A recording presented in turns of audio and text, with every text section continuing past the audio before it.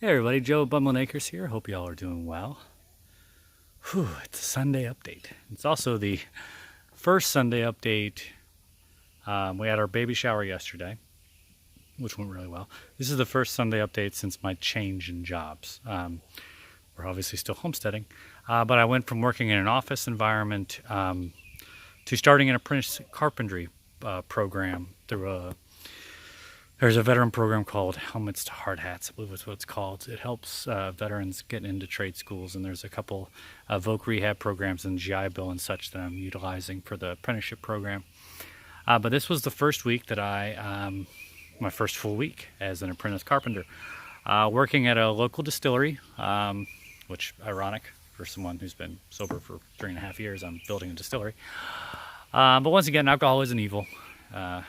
Just not a good thing for me, and some of y'all might want to take some looks at your life, but that's beside the point.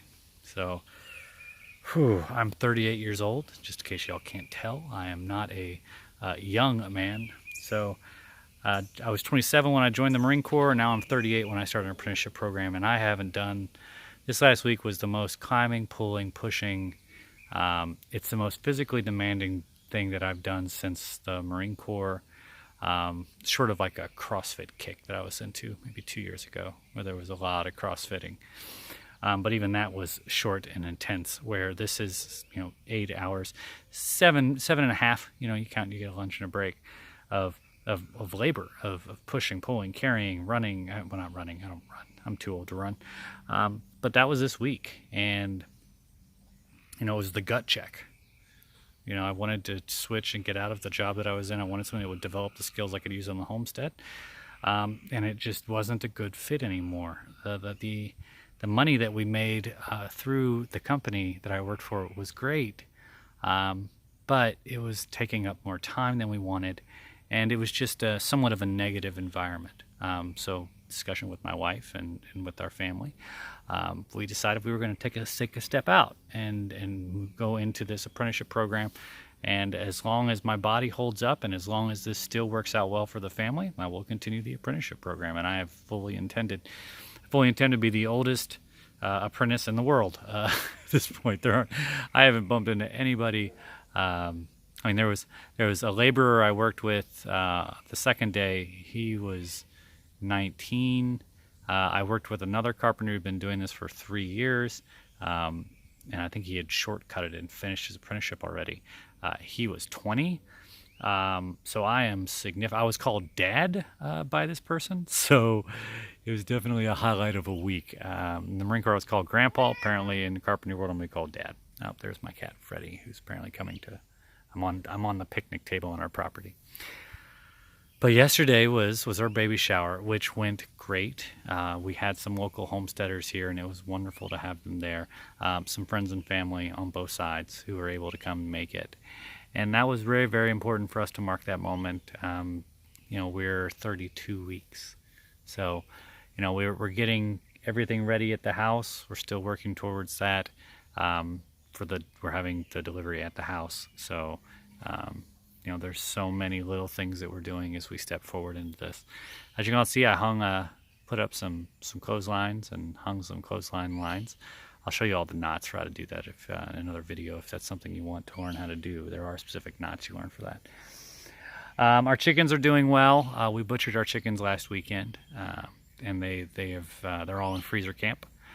We're actually going to butcher another round of chickens this coming weekend with another local homesteader. They might maybe take some pictures. Once again, I'm not going to take time away from the task we're performing to take video instead of doing the job. So sometimes that means you guys just don't see the work that we do here. But there's a number of things that I want to go through and show you guys on our property, which I'll plan on probably next weekend, or if I have time sometime throughout this week. I'm going to show you what our paddock sets up, I'll really walk through and show you what our setup was for our paddock. We use electric fencing. We rotate them, rotational grazing methodology. We have 5 lanes set up 20 feet by 60 feet. It's a relatively simple setup, and I'll show you how to do that. We've moved water totes throughout the property. There's one, I already had the ones coming right directly off the house. Now I've moved some.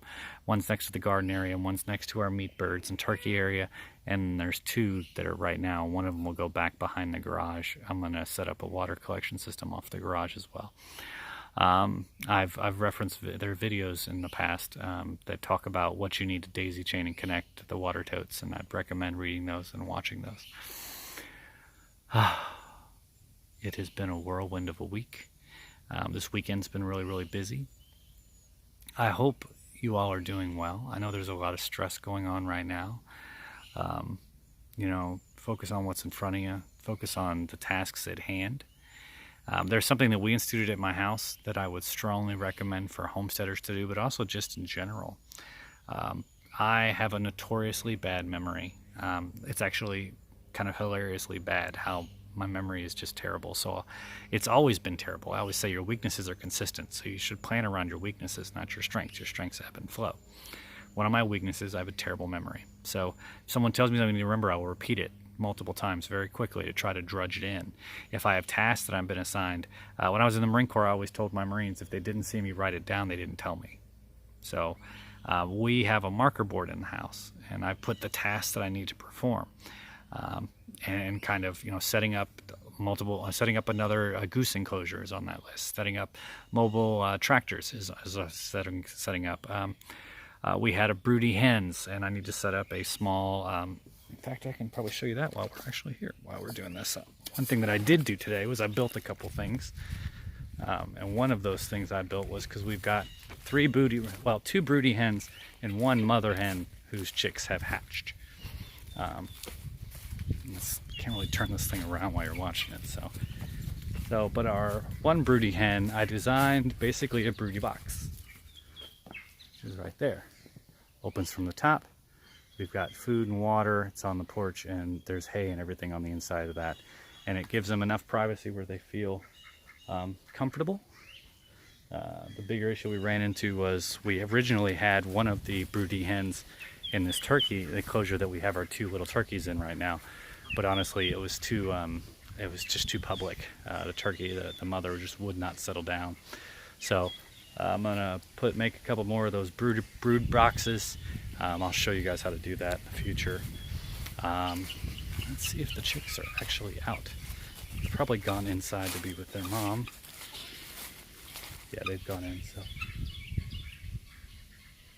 I'm gonna let them be. So sometime, probably tomorrow, the next couple of days, we'll show you our geese and turkey enclosures. You know, I just always like to do an update on Sunday to kind of discuss, you know, kind of where we are as a homestead. We're progressing very, very well. Latest word on the update on pig processing. Let's see here. You can see the pigs behind us. There's pigs, which drives my dogs crazy now that my dogs can see the pigs. But it looks like from the guidance of some people we've talked to, is Rick saying that it'll probably be March before the pigs will be ready to butcher. We're still kind of in a position where we'll probably wind up butchering on our own just because most of these processors are overrun. But we're going to kind of reach out a little more closer to it and see if we might be able to sneak in. I'll do it, but I'd rather not have my first experience with raising and butchering pigs. I just feel like that's a lot on your plate. So, but if you have to, you have to. And, you know, we're capable in that. So, here's my ducks, by the way. Those are my Peking ducks. Actually, they're Peking runner ducks combinations, but they all look Peking-ish. And my runner ducks are over there. My guinea hens, all these animals.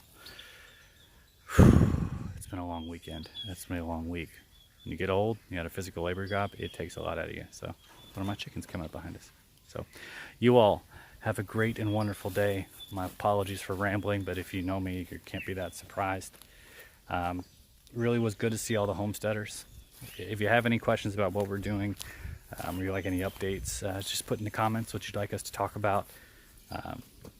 It would kind of help direct us towards what you guys would be interested in reading about that we do. Have a great and wonderful day, peeps. Joe with Bumble Acres. Don't forget to like and subscribe. Apparently there's a bell I need to hit. I don't know. So, bye.